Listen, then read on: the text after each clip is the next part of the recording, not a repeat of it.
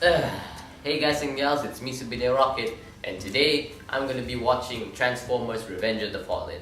A lot of people consider the Michael Bay films to be the worst, but I feel like this movie here is the worst of the worst. Why do I say that? Well, join me as we watch Transformers 2 Revenge of the Fallen. Luckily, to protect me from this bad movie, I know a little thing about TV safety. Step 1, wear a helmet. Step 2, don't forget your knee pads. Dang it!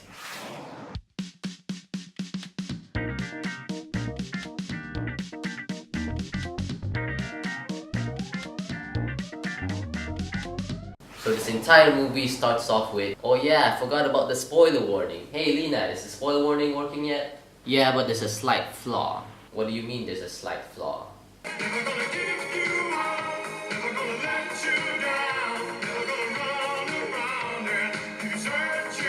Well, at least it's working.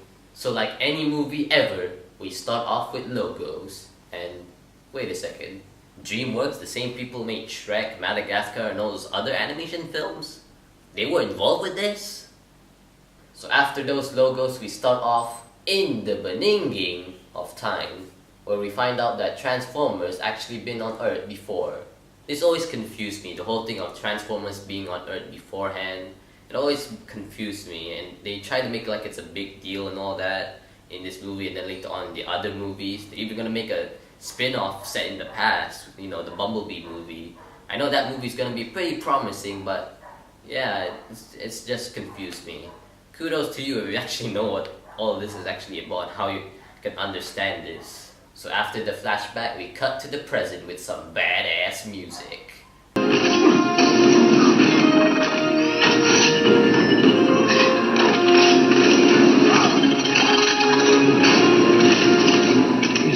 I'll give them that, I really like the tracks in this film.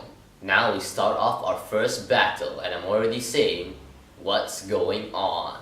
Yeah, the action sequences are pretty messy. You cannot really see what's going on, who's fighting who and whatnot. It's just very confusing, you cannot really see it properly. And it doesn't help at all that the models of the Transformers are pretty complicated. I really hope DreamWorks isn't responsible for those. After the battle, we cut to Sam Witwicky, aka Shia LaBeouf, aka the Do It Man. Just do it! While he was getting ready for college, he stumbles upon the shard from the Allspark from the last movie. So wait, you're telling me that that shard was in his jacket for 2 years and Sam didn't even find out about it until just now? Anyways, when Sam finds the shard, it actually gave him some weird vision, something like that, and then the shard fell into the kitchen, and then all the kitchen appliances comes to life, and then boom, Bumblebee comes in to save the day. When I was a kid, I actually really liked Bumblebee. You can even see it in my old videos. I remember I did one with Lightning McQueen and Bumblebee together. That was a long time ago. It's still up on YouTube. I didn't take it down or anything. It's in my old playlist. So yeah, that's a little fun fact for you. On with the movie. Bumblebee still retains the whole personality he has in the first film. But unfortunately, we didn't get to see much of it, even though he's clearly with Sam the entirety of the movie. How? I feel like this is the best time to talk about the presentation. It makes me sick. Seriously, I don't really like how they handle the lighting in both day and night. It just gives me a headache and just makes me sick. And I really feel like this actually can make people sick, because I remember I watched this beforehand with my dad, and then after the movie ended, my dad got a fever. No joke, that happened. Back to the shard. Sam gave the shard to Megan, Megan's character. I forgot what Megan's character's name is. Hey, hang on, let me check on my phone. You know what? Who cares? I'm just gonna call her Megan for the rest of the movie. So yeah, Sam gives the shard to Megan. This is just literally an excuse to bring her into the movie. Now we go to Sam's college, where we meet Leo. Leo is basically like the guy who will push you over, then when things get crazy, he'll start crying like a baby. Don't you love it when that happens? Oh yeah, you want aliens, huh? Oh, here's your aliens, alright. Oh yeah, you're gonna cry? Are you gonna cry? Oh God, please, God. Let's move to the military with this guy who likes to pull out this paper and get access to everything because of that paper. You get to see like 2 times in this film, he just pulls out that paper, he doesn't even show what's in the paper, and just gets access to whatever he wants. It's just like It's just like this. It's like, sir, you can enter the Avengers Endgame first screening. Oh yeah, I got a paper. I don't need a ticket. And it's not called Avengers Endgame. It's just called Avengers, okay? Anyways, the guy had a conversation with the Autobots, but little did they know that the Decepticons are hearing it through a satellite and hacking through it and be able to go access to every single communication device. How original. This is where the Decepticons find Megatron, which is at the bottom of the ocean. Why can't they just dismantle the thing? It makes everything a whole lot easier. This is where things get a little, I don't really know how to explain it. I'll just go with this. So there's this girl in Sam's college, which turns out to be a robot. Yeah. So Sam, Leo, and Megan goes into a car and then manage to defeat the evil robot and escape. And then later on, there's this magnet from a helicopter. Is there Decepticon helicopters? Whatever. Anyways, they are taken into a building or something like that. And oh look, it's Megatron. He takes Sam and he puts some weird robot in charge to mess up with his face, I guess, to get the symbols in his head, I guess. Which, from the Allspark and all that, and then later on, oh look, the Autobots are here, okay. Now we're in the forest, some more grayish looking robots came in and they try to chase Sam down, but then they shift focus to Optimus Prime, which make it confusing on which robot is Megatron, and then Optimus Prime dies. So yeah, that's one of my main problems here. They just go from scene to scene without any smooth transition. It doesn't really feel really nice. It just like goes boom, boom, boom, boom, boom. So yeah, Optimus Prime dies. They try to make the scene a bit emotional, but it doesn't really work. I mean, they just happen all suddenly, and the whole emotional thing just goes so fast. This applies to all the emotional scenes that they try to put in this film, and that's not a good sign. Anyway, the gang has to find out what's up with the symbols in Sam's head, so they decide to move to a different location to find a certain person that we might be familiar with. Hey, look, it's Simmons! If you want me to choose my favorite human character in Transformers, it has to be Simmons. I really like all the funny situations he gets himself into, and I also like all the interactions we have with this man. It's pretty hilarious.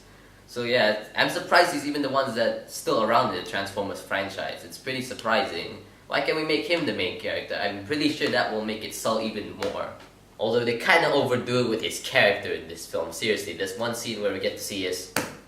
I am not joking. Anyways, they find out the only way to get answers on the symbols is through an old Decepticon, which is a grey-colored robot. Seriously, there's like so many grey-colored robots in this film. What's next? You're gonna tell me that Optimus Prime gets resurrected and gets a grey color scheme? Oh, come on! So after some really bad communication, they just get teleported to Egypt. Yep, just like that. They didn't even say they were going to Egypt, they just go to Egypt anyways. It's just like that. It's like a Thanos snap. Just all the way there. Beginning, middle, end. Facts, details, condensed, plot, talent. Finally, someone that understands my language. So the grey robot explains that they teleport them to Egypt because there's something called a matrix here and it can possibly revive Optimus. Why can't you just teleport them directly to the place where the matrix is? Why does it have to be miles away?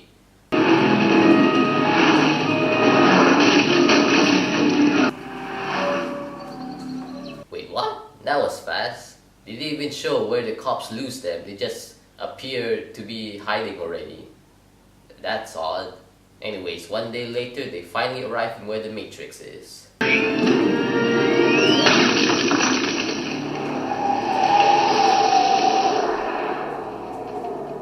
Guys, you're supposed to duck and cover before Bumblebee shoots. So they found the Matrix and it turns to dust. Because they want the movie to be even longer. Seriously, did Michael Bay direct anything good? Just asking. You can put it in the comments if you want to. I just want to know. I'm thirsty. Hey Lena, do we have any milk? Thumbs up to you if you know the reference. So the army arrives with the dead body of Optimus Prime, and then suddenly, more grey robots. How lovely. But suddenly, these colored Decepticons appear out of nowhere and transform into this big monster-sucking machine. But the military's got it covered. So after waiting for the war to end, seriously, it takes so long, Sam dies. Yeah, and then Sam got visions of the old Primes, I guess. I don't really know what's up with it. Have some leadership in there or something? I don't know. And then he resurrects Optimus Prime with the grey color scheme I teased earlier. So after Optimus Prime beats up a grey robot, Megatron leaves. Yep, just like that. And now we got the ending. Oh, that was fast. The main characters are on a ship and then the movie ends there. Just like that. Look, I've seen a lot of bad movies, but in those films, I can see that they were going for something there. It's just that the execution isn't that great. But in this film, they have no idea what they were going for here. It's like no main focus here. It's just like some random events happening one by one. Even in the other Transformers movies, they have something going for it. Why can't this one? I'll tell you why. This movie was rushed. And as a Sonic fan, I know if you rush something, it's gonna be bad.